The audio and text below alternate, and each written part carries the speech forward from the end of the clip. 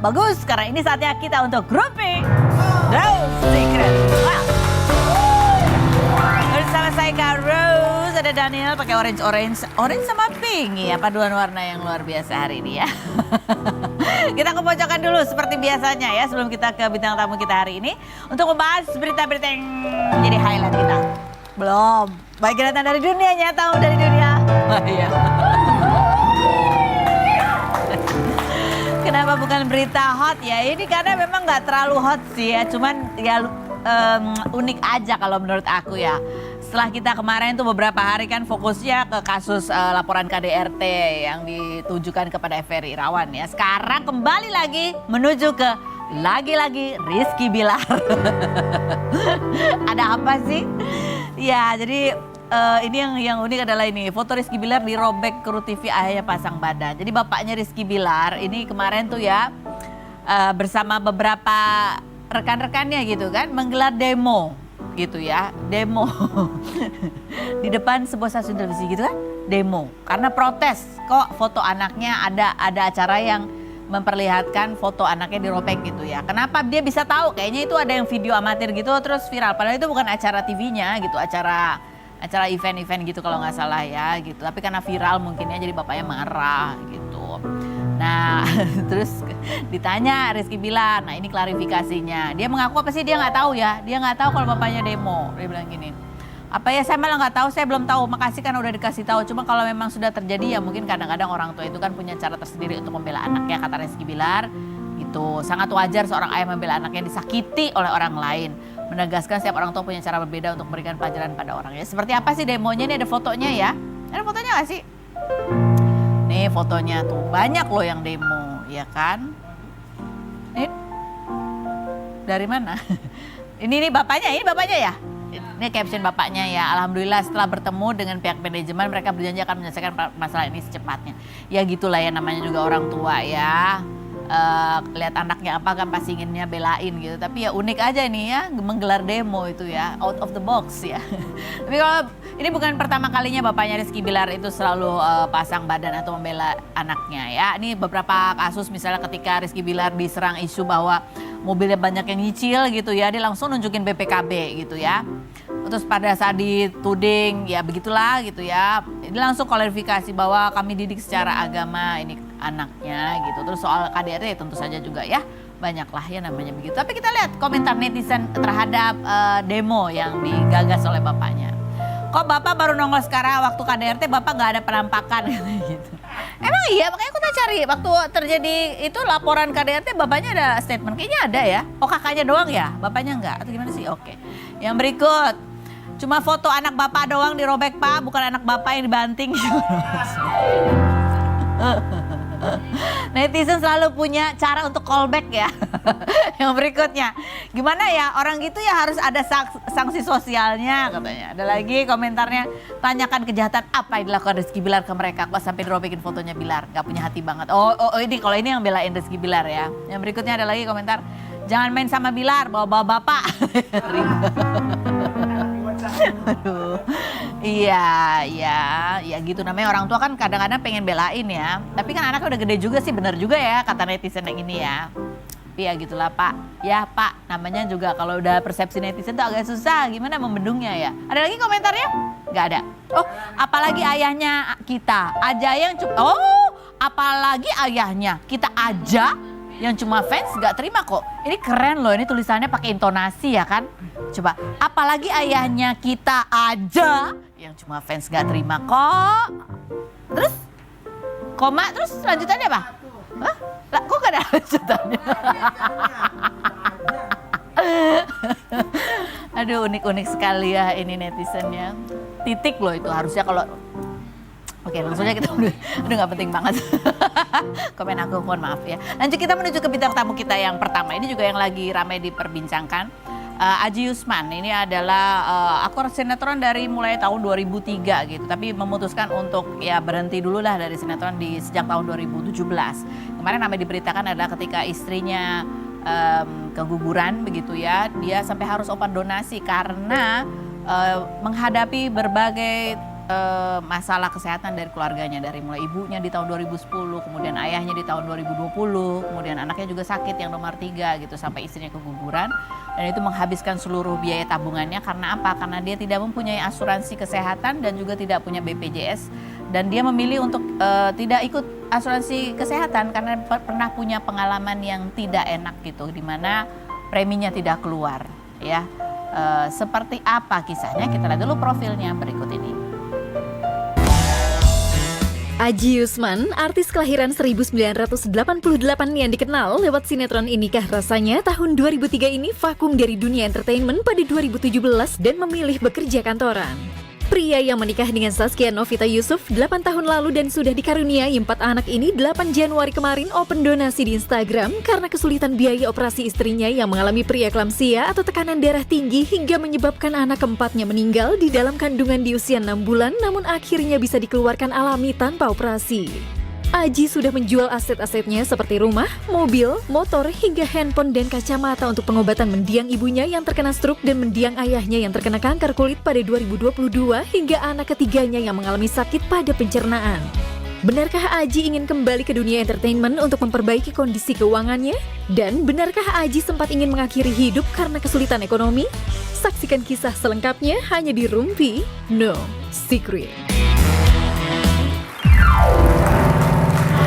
Sudah bersama dengan Aji dan Zaskia. Mungkin itu perlu diluruskan ya. Aku sampai tanya kalian nikahnya kapan sih? 2019 gitu. Cuman udah kenalnya dari 8 tahun yang lalu. Karena memang sebenarnya gini Kak, kita tuh keluarga jauh. Biasa kan kalau keluarga jauh diangkat jadi saudara. Iya. Keluarga kita sudah saling kenal. Bahkan dulu Zaskia ini pengen diangkat anak sama mamiku. Oh gitu. Karena nggak pernah punya anak perempuan. Aku tunggal gitu. Oke, gitu. Jadi emang udah deket ya, emang keluarga gitu ya. Keluarga. Makanya pas kamu bilang statement terima kasih sudah 8 tahun menjaga aku dan anak-anak, itu 8 tahun sebagai keluarga gitu ya. Dan 3 tahun, 4 tahun ini menjadi pasangan. Tapi turut berduka ya atas kehilangan yang kamu alami. Tentunya juga masih berat buat kalian gitu. Tapi kisah kejadian ini kemudian menjadi sorotan, menjadi ramai gitu ya. Kita baru tahu update kamu Aji gitu. Kemarin-kemarin kita lihatnya kan kamu di sinetron, tapi ya itulah ya, memang dunia ini kalau ada perubahan, apalagi di dunia hiburan itu cepat, kadang-kadang kita nggak tahu apa yang kamu alami. Tapi sebelumnya kita lihat dulu kompilasi sinetron yang pernah dibintangi oleh Aji berikut ini. Jadi Aji ini kalau dari dunia hiburan dari sejak kecil ya, ikut iklan di SD gitu. SD kelas 3. Main sinetron berarti dari umur? Itu masuk di tahun 2001. 2001. Baru ke dunia pertelevisian sinetron. Sinetron 2001 berarti masih belasan tahun juga, 15 gitu. Awal-awal lulus SD ke SMP kayaknya. Oh, 13 berarti ya. Iya. Kenapa kamu memutuskan di tahun 2017 untuk berhenti, pindah haluan, kerja kantoran? Karena memang jengah dengan rutinitas. Bahkan ketika kita dikasih schedule, itu udah sakit banget kepala karena sudah kebayang rutinitasnya seperti apa, capeknya seperti apa dan sebagainya. Akhirnya aku coba hijrah secara experience. Ada Allah bukakan jalan yang dimana memang bergerak sangat bertolak belakang sekali dengan nggak ada hubungan dengan entertainment. Kantoran perizinan itu ya? Perizinan itu. Alhamdulillah di situ sempat berkembang akhirnya as a employee awalnya. Karena aku beranikan diri untuk buka sendiri, berkolaborasi dengan sahabat dekat. Baru kita ingin test case, Masya Allah pandemi masuk. Pandemi gitu. Nah ini berita yang terbaru dari Aji nih ya, ini sampai terpaksa gitu, buka donasi gitu. Nah saat itu Zaskia lagi perlu banget ya. Sementara kalian bertubi-tubi dari sejak tahun 2020 ya. Harus membiayai ayah waktu itu sakit, anak kalian juga yang ketiga sempat sakit gitu, dan itu biayanya pasti luar biasa. Lumayan. Kalau bisa dihitung dari sejak tahun 2020 itu ya sampai sekarang ini, berapa biaya sudah kalian keluarkan untuk kesehatan? Kalau dari ayah itu kan sebenarnya ditarik ke belakang lagi, itu ayah terkena sakitnya udah dari cancer stadium awal itu di 2012 kan. It's long journey kan. Iya. Sementara mama 2010 meninggal, sebelumnya stroke. 9 bulan independen kita, nggak ada insurance, nggak ada kartu kesehatan. Itu pure dari aku dan keluarga. Iya, kalau kamu hitung-hitungan habis berapa udah? Mungkin ya kayak karena dari mobil yang dijual berkali-kali ya, beli lagi terus jual lagi gitu kan. Ya ada kali ya 1 M-an lah kurang lebih. Lebih lah pasti. takut hilang pahalanya kalau di sini. Jadi kalian udah pernah jual apa aja? Mobil, Rumah. rumah. Motor, terus tanah memang belum sempat beli gitu, karena tadinya aku pengen ngambil pendidikan lanjut di luar tadinya. Nggak jadi dikarenakan memang banyak sekali di luar kompas kita. Gitu. Nah ini mobil terakhirku nih. Ini mobil terakhir ya, Iya. dijual. Dan sekarang kalian punya tempat tinggal masih sewa kontrak? Kontrak ya. Kontrak gitu ya. Ya ini kan banyak orang ketika open donasi gitu ya, artis open donasi, tanya, artis kan banyak duitnya, apalagi nih dari SD. Kalau nggak ada Hiburan. musibah banyak sih memang. Kalau nggak ada musibah Iya, banyak sebetulnya. Jadi apa sebetulnya yang kamu miliki aset-aset itu dari dunia hiburan sebetulnya ya? Asetnya memang dalam bentuk rumah memang sudah ada dari mami ya, sudah ada rumah. Tadinya aku memang hidup pengen keluar Kak. Oh. Aku nggak, maksudnya pengen coba fight di luar. Oh, bekerja di luar negeri. Bekerja di luar negeri apapun itu kan, ada yang bilang the land of the opportunity, ya aku mau coba di sana karena aku suka tantangan gitu. Oh, setelah menikah tuh? Nggak, awal early-nya. Early-nya. Jadi nabung itu untuk luar negeri. Pengen fight di sana. Jadi hancur-hancur gitu. Karena aku nggak demen hidup yang biasa-biasa aja kan. Oke. Dan ketika akhirnya harus buka open donasi, katanya kamu yang Iya. Kalau misalkan nggak segera, akunya kan kata dokter bisa terikut juga ya. Karena kasihan anak aku yang pertama, aku 23. Kalau misalkan seandainya amit-amit kalau aku nggak selamat, siapa yang mau jagain anak yang ketiga itu? Di pada saat itu janin kamu sudah meninggal lebih dari 3 hari. Lebih dari 3 hari setelah kita udah coba fight buat berobat, aku udah ngomong sama Ji sebelum buka donasi. Aku bilang tolong kalau bisa usahain, aku pengen USG, cukup USG aja, cuman pengen lihat gitu. Aku berharap sih seuzon ya, dan ternyata memang naluri kita sebagai ibu ya kan, sebagai perempuan yang kita lagi ngandung seorang anak, dan ternyata benar sih feeling aku. Saat udah nggak ada gitu. Jadi sebelum ada tindakan, berarti kamu dan bayi yang sudah nggak ada itu di perut kamu berapa lama? Sekitar hampir seminggu. Hampir seminggu. Dari ke-8 atau ke-9 harinya itu baru kita melakukan ada tindakan ke rumah sakit. Tapi akhirnya berhasil ada tindakan bisa. Itu Tindakan itu setelah kita masuk rumah sakit, dan itu juga nggak langsung ditindak sih. Maksudnya kayak biasa kan, ditensi dulu, dikasih yang hipertensinya. Pokoknya ya itulah, pokoknya malamnya belum dia papain juga, dokternya kita juga nggak ada kan. Ternyata semenjak menjelang mau subuh itu aku ngerasain perut aku udah nggak enak, mules, udah keluar gitu aja itu bayi. Akhirnya keluar secara kayak normal gitu, spontan. Dan aku pikir tuh apa gitu, yang ternyata bayi tuh pala gitu, kelihatan di mata aku.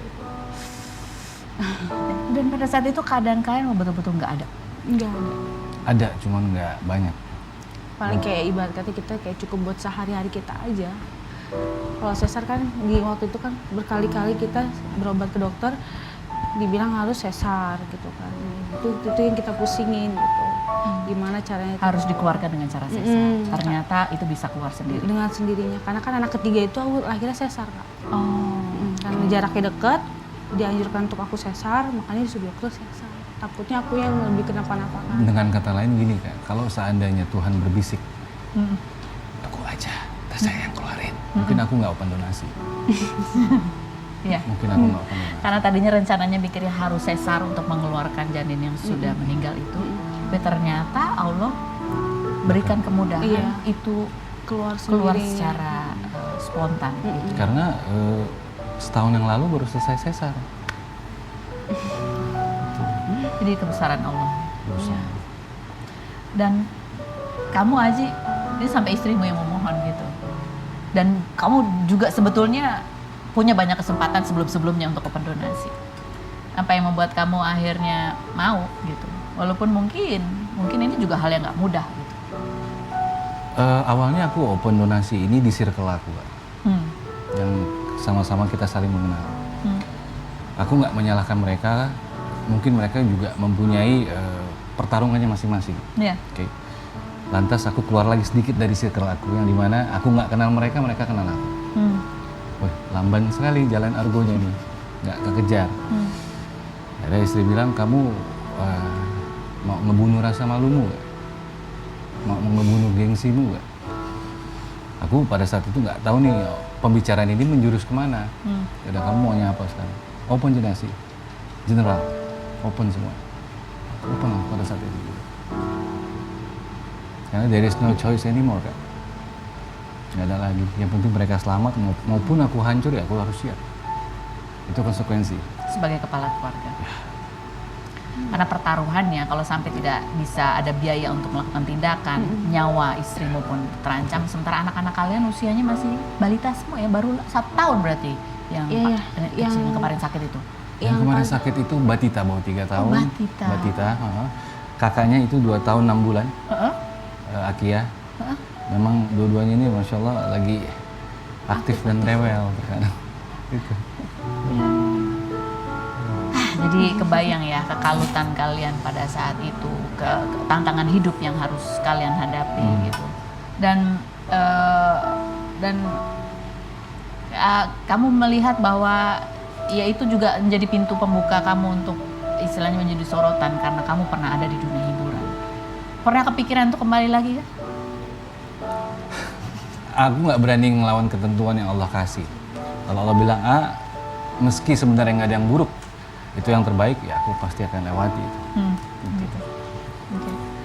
Seperti apa sih pergulatan mereka? Ini salah satunya ada video ketika pasangan ini harus menguburkan anak keempat mereka.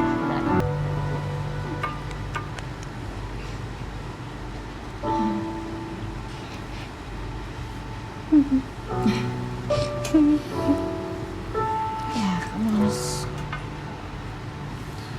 Ya, pasti kehilangan itu luar biasa sedihnya ya.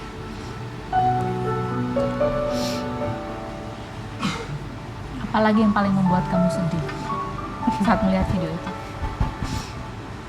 Jujur sih setiap kalau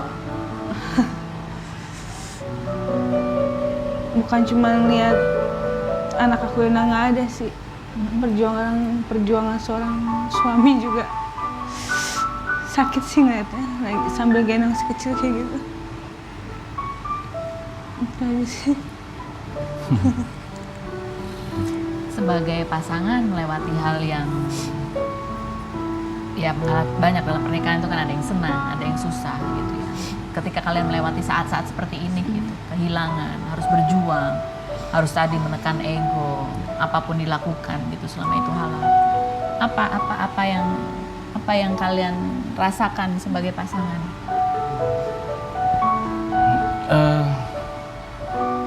Wajar gak ya kalau misalkan kita berpikir kadang ini kayaknya masalah nggak cocok sama kita ini, di luar kemampuan kita, di luar ability kita gitu.